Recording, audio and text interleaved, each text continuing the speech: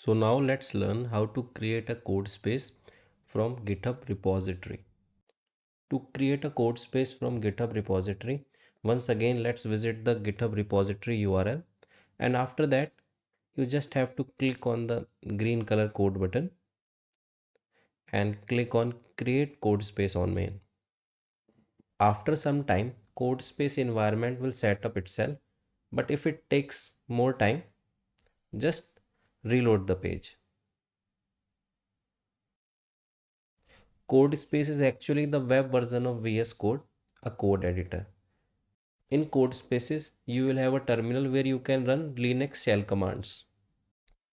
And if the terminal is not available for you, you can just access the terminal by just clicking on the left topmost corner hamburger menu and terminal, then new terminal.